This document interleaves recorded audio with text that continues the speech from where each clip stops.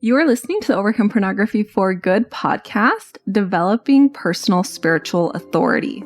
Welcome to the Overcome Pornography for Good podcast, where we take a research-based, trauma-informed, and results-focused approach to quitting porn. This approach has been revolutionary and changed thousands and thousands of lives. I'm your host, Sarah Brewer. Hey, you guys, welcome to today's podcast episode. So glad to have you. I'm excited to talk about this topic today, and we're just going to hop right in. This is something that comes up a lot when we're coaching, a lot around just the topic of pornography and anything in the realm of sexuality. It comes up a ton.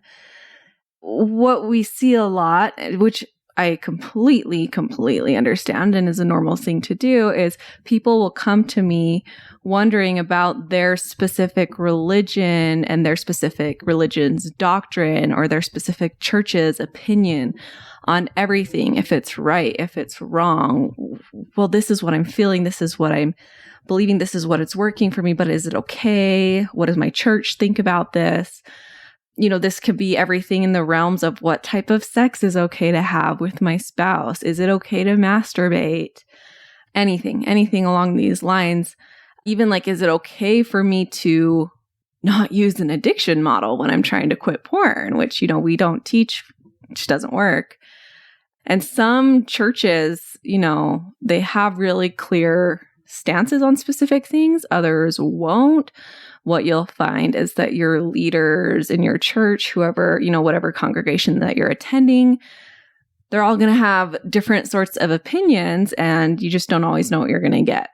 So again, this specifically, in the sexual realm, this comes up a lot. Sexual decisions around what types of sex to have, if masturbation is okay, how far is too far with your boyfriend or girlfriend before marriage. And it's really exhausting, and it's really defeating to just spin in that space of what is okay? What does my church say is okay? What does my church say is okay? When we're trying to figure out what your church's opinion is, especially if it changes from person to person, and especially if they teach something different now than they used to teach, and it just can get really jumbled.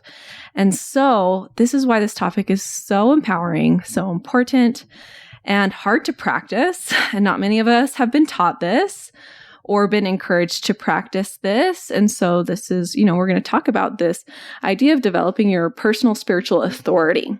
So if you find yourself in this scenario where you're spinning, trying to decide what is my church teaching, specifically, what is it saying about this specific thing, I want you to ask yourself, why?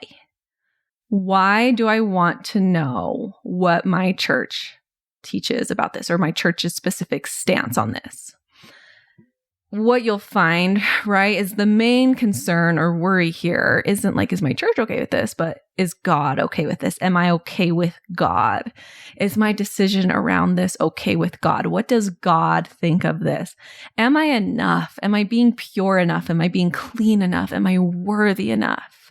And so what I want to talk about today and encourage you to do is, instead of relying on a specific leader or a church organization to tell you these things, the most important thing that you can do is develop your own spiritual authority around this. And let me give you some examples. I think of Julie Hanks, who was on my podcast years ago, but she's awesome. I think she even mentioned this in that episode, but she had a specific experience in the 80s where she was going back and forth on, should I have a career? Should I have a career? As a woman who should prioritize family, should I have a career? And in the 80s, the answer was no. From her religious leaders, from her parental family, I don't know all the details of her life, but the answer was no. Now, the answer has changed quite a bit, and it's a lot more normal and common for women to have career. I don't know if it's still encouraged in certain religious organizations, but it's definitely not as discouraged as it was in the 80s. And so counsel has changed from the church leaders. Now, in the 80s, if she wouldn't have listened to her own personal spiritual authority and instead relied on someone else to give her that answer, she wouldn't have started her career, which, was an amazing thing for her. She's so, so, so grateful she did. And she's so grateful that she decided to go with her own spiritual authority on this rather than relying on someone else to tell her what to do with her life. And you can do this, and not only can you, but you're encouraged to do this with anything surrounding any religious teachings, especially in the realm of sexuality. Is it okay to masturbate? How do I interpret this scripture? This doesn't feel right. What do I do about this? I'm gay. Should I pursue a same-sex relationship? Which I have some really great resources for you if this is something that you're working through.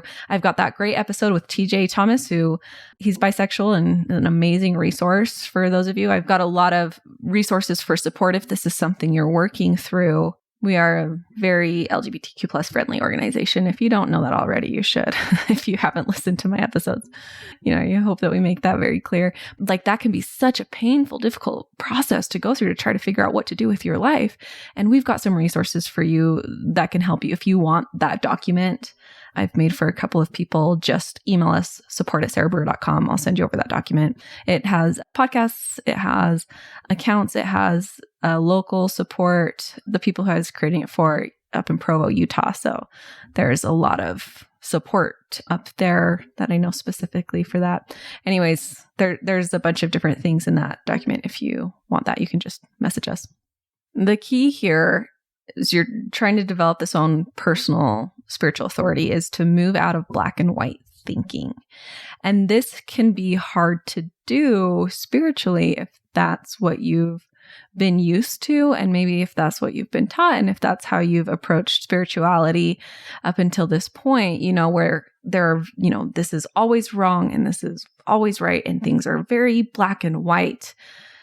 A lot of times spiritually from a young age, you're taught that your parents know everything, or your leaders know everything, or there is someone above you that knows everything, that will give you the rules and the regulations to follow. There's very clear-cut rules. Now, when you get older, it's not that way anymore. And someone should not tell you what is okay and not okay when it comes to all the details of your sexual life. Can we have oral sex? What type of sex can I have? Can I masturbate? What about this and this and this and this? And so this is where developing your own spiritual authority is a game changer and can help you make sure that you're feeling in integrity with your actions, help you make decisions that are going to serve you the best. Because, right, what do I say all the time? You are the authority of your life. You know what is best for your life more than anyone else. And no one should tell you how all the details of those things, especially sexually, should be. No one should tell you that. You are the authority and you get to decide what is best for you. And so if we've been taught obedience over principles, obedience over let's follow these principles, it can be a difficult shift, especially in sexuality, right? We're really taught obedience instead of here are some healthy sexuality principles to live by. We're taught, like, don't make any mistakes. Be really careful. This is the one thing that's going to ruin everything if you aren't exactly obedient. That creates, scrupulosity type thinking and a lot of distress. And so what we really want to focus on are healthy sexuality principles. How do I want to use my sexuality for good in my life and work backwards from those principles? So number one, get clear on the principles and the values that you want to live from, especially sexually, your sexual values, your sexual principles. And get out of the weeds of this is okay, but this isn't okay. And this is okay, but this isn't okay. And this is okay, but this isn't okay. The black and white. Let's get really clear on the principles. So some of those principles, and if you haven't been taught this, like a lot of us weren't growing up, right? We were taught very hard lines, not sexual principles or healthy sexuality principles, which, by the way, we're doing a brand new milestone in the program all about healthy sexuality, how to use sexuality for good. And we're focusing on those principles, not focusing on the black and white weeds of everything. We also have a really great sex coach who comes in once a month to help. But one thing here to realize is that using it for good is not suppression. Suppression is the opposite of using it for good, but also the opposite of using it for good is totally acting on every single thing that you feel and objectifying people and all that icky stuff. There's that side of it, but then the total suppression side of it too is not using it for good either. We can get into all the nuances of that in another episode. And I do probably with Jennifer Finlayson Fife, we talk about that. And then in this new class that we're doing in the program, this new milestone, it will go really in depth in that. So anyways, number one, get clear on the principles and values you want to live from, and out of the weeds of is this okay? Is this not okay? Is this okay? Is this not okay? If you need help with this, this is what a lot of really great sex coaches will help you figure out. And we can do that with you too in the program. Number two, look at the results. So we want to look at results over black and white thinking. Instead of, is this okay, this okay, this okay, this okay? Instead, what are the results I'm getting from this? And do I like these results? Are they good for my life? So we talk about this specifically with masturbation a lot, because a lot of people were taught very black and white views about masturbation. Instead of is masturbation okay? Is it not okay? I want you to ask, what's the result I want from my life with my sexuality? And is this something that's helping me get that? So for example, some people, right, they have this value. This might be a hot take. So you guys know that I say stuff that is controversial often. But, maybe someone's waiting to have sex before they get married. And so they want to stay abstinent before they get married. Now, what happens when you're in a relationship? It builds and builds and builds, and that sexual tension, it just builds. And if there's just complete suppression, it's really easy for that to explode and to turn into something maybe you didn't want to do, or turn into you pressuring your person, or, any number of scenarios. Now, in these cases, masturbation might be a great tool for you to have that release so that whenever you're with your person, you're not just thinking about getting some every second, right? So that's an example where it can be a great tool. Masturbating in marriage can be a great tool if you are apart and if you want to still connect sexually and you do it through different means. Sexting, phone sex, all these other things where masturbation is playing a part in this connection with your spouse. There are a lot of sex coaches who recommend to women. So women specifically, right? A lot of shutdown about your body and about your sexuality. And so learning how to orgasm for women can be a really difficult, daunting thing.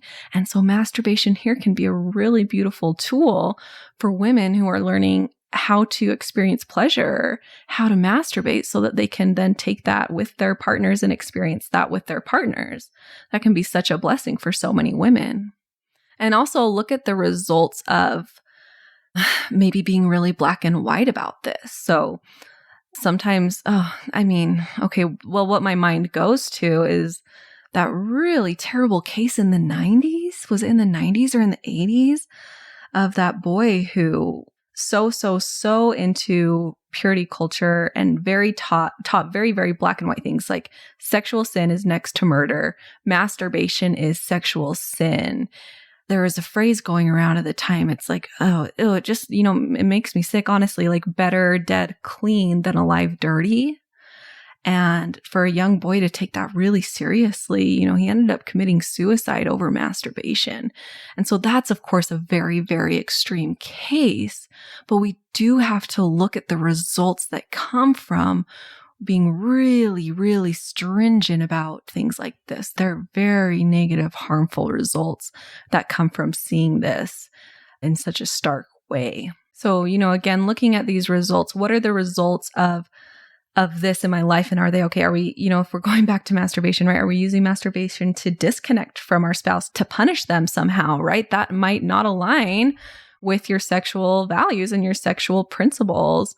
Are we using masturbation to escape from wanting to date and wanting to have relationships? That might not go with your principles and values that you want to live from. And if that is, there's no shame here. It's just something to pay attention to. So it's not so black and white. And right, I'm using masturbation for this example because it comes up all the time. And this is a really beautiful way for us to start talking about spiritual authority. So again, results. Number one, get clear on the principles and values you want to live from. And let's make sure too that the principles and values you're living from, you're also learning from healthy sexuality people, sex coaches, people who can teach you how to really embrace and love this part of you instead of just suppress, it's evil, it's evil, it's evil. Okay. How can we use this to be fully integrated as a full human and use our sexuality for good. Number 2, look at the results. Look at the results. And just a few more notes on this results principle, because I want to give you a few other examples. We talked about masturbation, but anything with spirituality, look at the results you're getting. And so instead of being so stringent on what should I do or what should I not do, what are the results I'm getting here? So, right, used to have that checklist of I'm going to pray and read my scriptures and attend church and just checklist. And looking at that instead of looking at the results I wanted in my life. So really, what's the result I want in my life for my spiritual practice is to have a relationship with God and to feel close to God and to use my life for good. So instead of like working from the checklist, the black and white, all of those things, I'm working backwards. What's this result that I want? And so sometimes what that means is if I want this result to be close to God, going on a drive and listening to inspiring music is going to help me do that more than praying and reading my scriptures, right? Like sometimes that's the reality. And for me, who is very prone to scrupulous thinking, like very, we've got to do everything right, the exact right way. And I know a lot of you are too, because I've received a lot of that feedback. That was kind of a hard shift for me when I was first learning and trying to develop this personal authority, this personal spiritual authority was, but that's not what I'm told is the right thing to do. So instead of what is the right thing to do, it's like, what's the result I want? That's way more important than doing the exact right thing, is getting the actual result that I want. Okay. And then number 3 is developing your personal connection with God. The more that you can get really clear and really close with your personal relationship with God, the less you care about doing everything right exactly by the handbook, black and white. And the more you care about just getting the best results for your life and for the people that you're close to within your life. You get to, build that connection however you want to. My favorite thing to do is meditation over prayer. That's something in recent years that I've really come to appreciate because, prayer was just a lot of talking for me. And meditation is where I really actually started to hear and feel God. I actually had a really beautiful experience. I've probably shared this before here on the podcast, but it's once I started meditating and kind of getting my feet under me on how that works and I had practiced a bit, I started to realize, oh my goodness, God is everywhere. And I've heard that my whole life, but now I know what that means. And this is way bigger than I ever thought it was. I once heard someone use this example once in regards to spirituality and God, and said it was like I was so zoomed in on one flower, and it was this beautiful flower, and it's all I could see. And then I zoomed out, and I realized this was a whole field of flowers, and I saw it everywhere, and it was so much bigger than I thought it was, and it was not this tiny little part of the world. It was in everything. So that's what I experienced. And the more that you can develop that, the easier it's going to be to have this own personal spiritual authority. One thing that we have to be aware of with spiritual authority is that sometimes in really deep religious cultures, it's a status thing to do all the checklists or to think about things a certain way. And so getting out of that does often require not caring quite so much about what people think of you. Okay, lastly, I want to talk about being aware of subtle spiritual abuse. These spiritual abuse things are going to get in the way of you developing your own personal authority. So here's some examples of subtle spiritual abuse. Shaming and ostracizing. Using shame to manipulate and control. Using your God or your relationship with God to manipulate and control. And let me go back and give some examples here. So shaming and ostracizing. An example of this is my husband was talking to me about, when he was growing up, there was one person in their congregation and we were talking about pornography specifically. This one person, was a porn addict, and it ruined his whole life and it ruined his marriage, and they got a divorce and it was horrible. And this person was used as an example in ward congregations, in their family meetings. It's really horrible, honestly, so much shaming and ostracizing of this person that went on. So that is a subtle spiritual abuse tactic. And when I say let me point this out. When I say subtle spiritual abuse, people aren't aware that that's what they're doing often. And so, yeah, grace, love, they probably need some more education, but we can also be honest with how your body is experiencing that and the effects of that is. So subtle spiritual abuse tactics doesn't necessarily mean that person is a bad person or an abuser if they're using some subtle spiritual abuse tactics, but we do need to be aware of these so that it doesn't get in the way of us learning our own spiritual authority. So using shame to manipulate and control, using your relationship with God to manipulate and control, what this can look like is like, if you don't do what I say, your relationship with God is in jeopardy. If you don't follow my advice to a T, your relationship with God is in jeopardy. It looks like refusing to apologize if they have done wrong, or if they've done wrong, they blame that on God and say something like, I don't know, like, I don't know why God wanted it that way, but he just did. That can be a subtle spiritual abuse tactic. Name calling other people outside of the organization, or name calling those who don't do what they say to do. Just be aware of that one.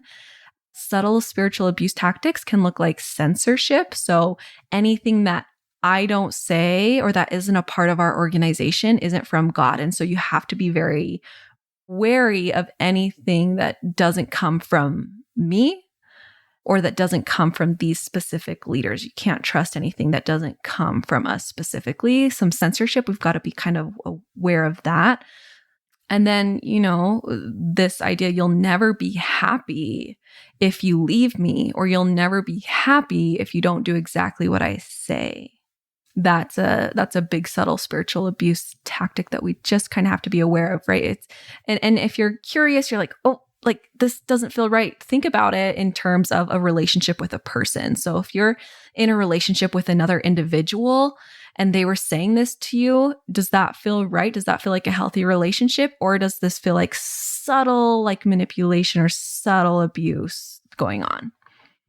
The reality is that connecting to God is your given birthright. And so no one can take that from you. And let's be really careful around people who say that they know more than you when it comes to your connection with God. No one knows better than you what God wants for your life. And that's your birthright, and no one can take that away. And it's such a beautiful, beautiful practice, developing this personal spiritual authority, getting really grounded in that, feeling closer to God than ever before and more aligned with like your good, true self. And it can be kind of scary. So just all of the support, love, validation to those of you who it feels scary, it feels difficult, it's confusing, it's, I don't know about this. I don't know about this. As always, take what resonates with you from me and drop anything that doesn't resonate with you. What I will say is what I hope for everyone and for all of my clients is that they realize the depth of their connection with their highest, most spiritual self, and that they learn to trust themselves more than they trust people outside of them to tell them what's good for them in their lives and what's right for them in their lives. And I'll just also mention here too, if you need help with this, come and get coaching on this. All of my coaches are amazing at this and will be able to help you. Because I have coaches who, someone said to them, Sarah said this, and I don't know how I feel about that. I think it was specifically around like the concept of like overcome pornography for good and kind of changing how we think about that. And he was like, I don't know that like something, there was one, I don't remember what it was. There was one specific part of that where he's like, I don't like that. That doesn't feel good. And she's like, what does feel good? And he's like, this feels good. And she's like, then let's run with that. Let's roll with that. Let's explore that. And so we're always going to support you in your journey, whatever that looks like, always. We trust you. We trust you too. And we'll help you. We'll help you get clear and clarity on the things that you're not, quite sure about. So let us come help you. If you need some help, come join us if you're not in the program yet, and we can work through this together. You're going to be really excited to see the 2 new milestones that are going in this month, specifically around shame and specifically around healthy sexuality. We've got that new call with a sex coach every month. We've got weekly coaching calls every single week with me or one of my coaches. We've got milestone specific calls where we talk about very specific topics. We've got relationship coaching calls, a call for the partner who is struggling with porn and a call for the partner who is not struggling with porn, but their partner's struggling with porn and that's difficult for them. We've got, oh my gosh, you guys, we've got all sorts of things. I'm like so proud of it. It's my baby and I love it. And I like take so much pride in that program and in how much we've grown and how much we're able to support and help people in that lifetime access container. So, all right, you guys, have a great week. Talk to you later. Bye-bye. I want to invite you to come and listen to my free class, How to Overcome Pornography for Good Without Using Willpower. We talk about how to stop giving into urges without pure willpower or relying on phone filters so that you can actually stop wanting pornography.